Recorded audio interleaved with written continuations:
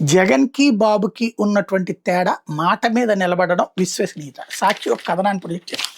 బాండ్లు పంచి బాబు బురిడి అన్నటువంటిది. ఏదైతే సూపర్ 6 అన్నీ అమలు చేసేసాం, సూపర్ హిట్ అంటూ ప్రతి చోట ఎళ్లి ఉపన్యాసం ఇస్తున్నా. కానీ ప్రతి మహిళకి 1500 ఇచ్చారా? 50 ఏళ్లోళ్ళకి పెన్షన్ ఇచ్చారా? నిరుద్యోగ భృతి ఇచ్చారా? ఇవి ఇవ్వల.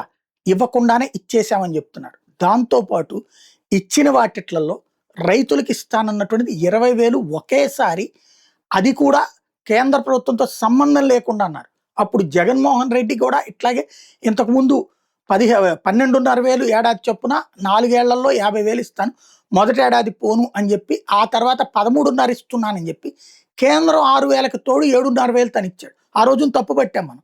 ఇక్కడ వీళ్ళు అంతే 6,000 రూపాయలు కేంద్రానికి పోను, మిగతా 14 అది కూడా 3 విడతలు అంటున్నారు. ముందు చెప్పింది ఏంటది? 20,000 ఏక్దం. జగన్ ఇట్లా దుర్మార్గంగా చేశాడు, మిమ్మల్ని మోసం చేశాడు, నేను ఇస్తానని చెప్పినటువంటి. చివరికి సంక్షేమ పథకాలు నవరత్నాలు అన్నటువంటిది వచ్చేడాది అమలు చేస్తానది కూడా మొదటేడాది అమలు చేసుకొచ్చాడు జగన్మోహన్ రెడ్డి. అందులో కొన్ని మార్పులు ఉన్నాయి.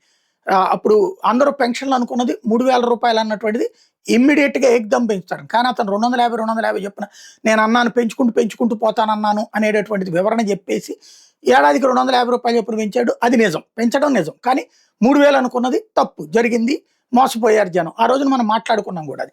అదే సందర్భంలో ఈ రైతులకు ఇస్తానన్నటువంటి 12,500 ఇస్తానని చెప్పి చివరికి 3 విడతలుగా అది కూడా కేంద్రం దాంతో కలిపేసేసి అనబెట్టడం, 6,000 రూపాయలు మోసం చేయడం అన్నది అప్పుడు మాట్లాడుకున్నాం. అట్లాగే ఇప్పుడు వీళ్ళు చెప్పి మాట తప్పుతున్నారు, మడమ తిప్పుతున్నారు.